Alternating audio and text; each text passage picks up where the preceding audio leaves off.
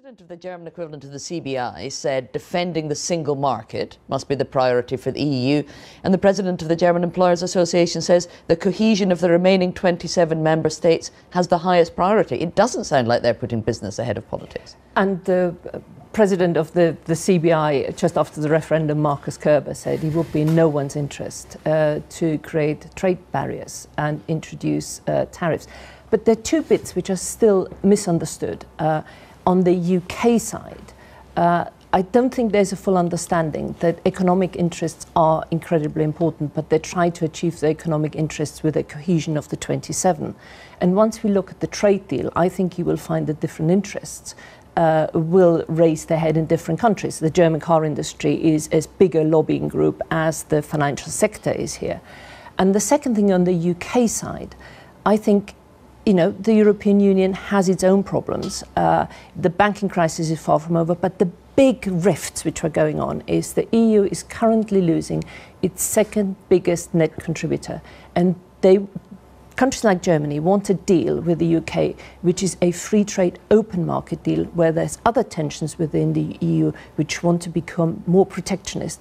And that's a bad thing for them. Alastair Campbell? Well, I mean, I think if you put together Gisela's film with the Jacob Rees-Mogg interview, whether you're on the Labour side of Leave or you're on the Tory side of Leave, the hard right side that Rees-Mogg represents, it's delusional and it's all driven by wishful thinking. So you go and find a businessman who says, yes, Brexit can be good for Germany. The vast bulk of British business think this is a disaster. The vast bulk of European business think this is a disaster.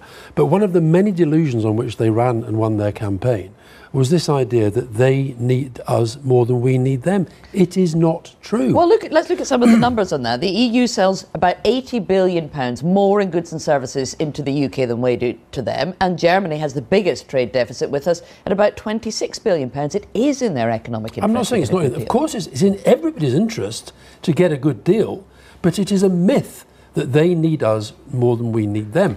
The damage that will be done to us, even with a good deal, and let's be frank, where these negotiations are, I've seen plenty of European negotiations, Theresa May is going to end up either with a bad deal or with no deal. A bad deal is bad, no deal is a catastrophe, and that's where we're heading. Is it? Look, you're doing something which you are really good at, which is you're setting up straw men which weren't there to begin with and then knock them down. Like what? Delusional. There was a whole lot of business. 135 billion. Okay. Let's just start. The Brexit bonus. Let's just start with, if we've had a referendum, which is a democratic decision. Now, I know you don't like it, and a lot of the businesses would have preferred to go in with the status quo. The world around us is changing enormously, but we've had the referendum.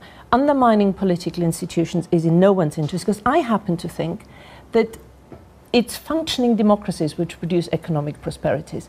Yeah, and if the democracy didn't stop on June the 23rd. Theresa May you want to fought an election on a hard Brexit. It was rejected. Just complete this.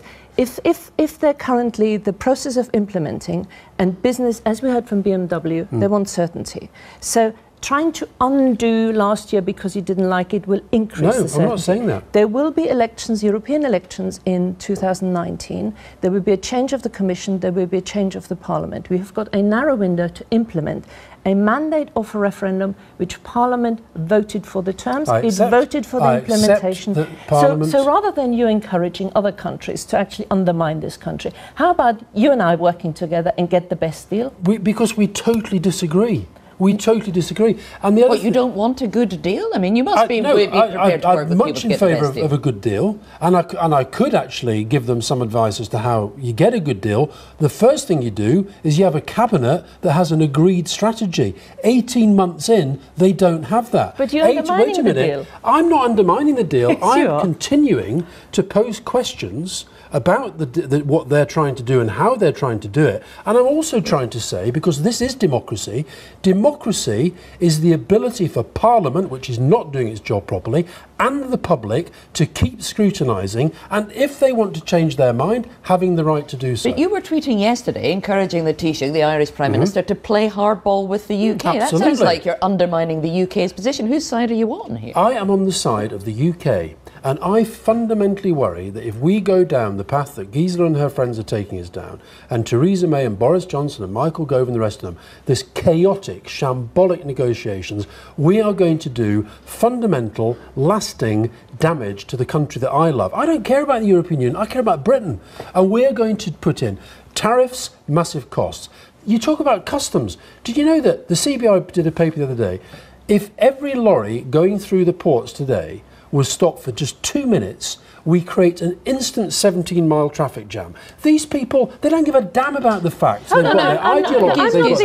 Yes, you are, I'm afraid, Hold on. You are these people who are leading this country to a catastrophe. Let's just not conflate. So I'm not going to work with you. You either decide that you're implementing a democratic decision of a referendum which was called, which was conducted, and over 17 million voted one way. Stop me debating it. That is fine. Just as Nigel Farage said he would not have accepted it. Stop talking about Nigel Farage. You've got me here. You're in bed with him, Gisela. I'm not. You are. Vote Leave was not Nigel Farage. Stop creating these kind of myths. We've had a democratic decision.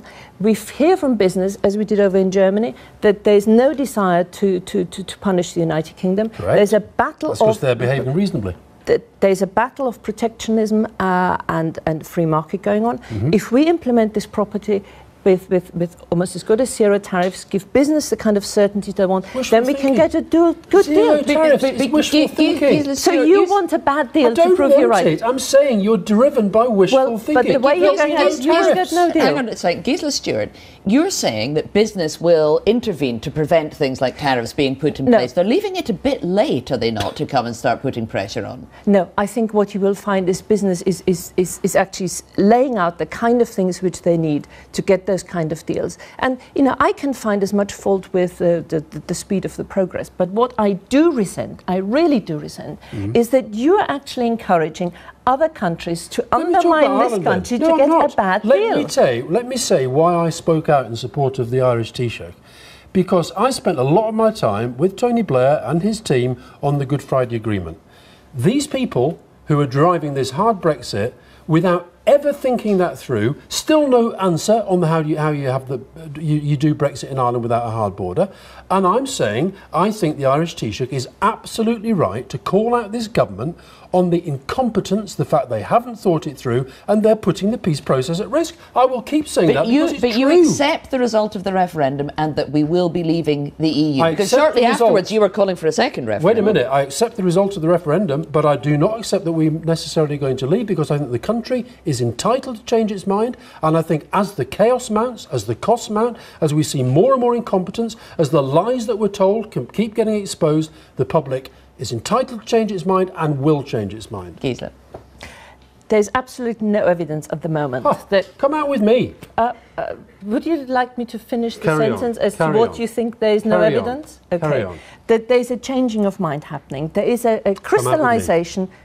Well, Alastair, unlike you, I've actually fought 5 elections. Well done. I have won 5 elections. Well done. I probably have talked to more people than you have. So let's just go back. I'm just saying, come out on the road with me and we'll test it. Currently shows that about 30% on either side, 40% of the population in the middle just want us to get on with. And if that film showed us anything, if we want to...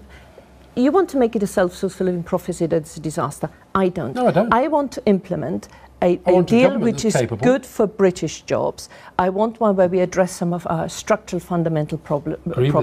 The rest of the world is changing in terms of technology, and I want this country... The rest of the world is laughing its head off at us. Well, you know, currently Germany hasn't even got a government, you know, and nobody's laughing about that. And they're still strong and stable. Strong and stable without a government. We'll have to leave it there, I'm afraid. Gisela Stuart, Alastair Campbell, thank you very much for coming. You didn't frankly have the balls to put country before party.